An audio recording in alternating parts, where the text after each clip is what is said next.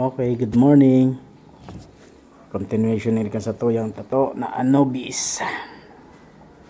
Yan, tigpikot-ikot mo na sir. Pasunod-sunod din second session na yun sa tuyang gigibuhon yan. Taka nakagidin tapos medyo kulang sa oras, medyo mata naman natapos. Kaya uni lang ang inabot. Kaya dito sa inutan na side tape pa. Oops, so na finished product na.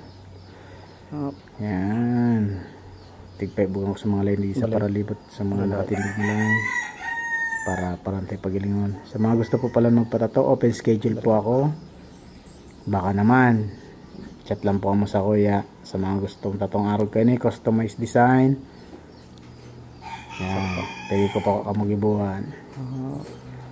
Tapos sa mga pasi-schedule po, mag-advance lang kamo, set ko kamo yung schedule. Pwede na po kita magtaratuan pag na-schedule na po. Salamat. Finished product na, solid na client. Salamat sa first time magtiwala.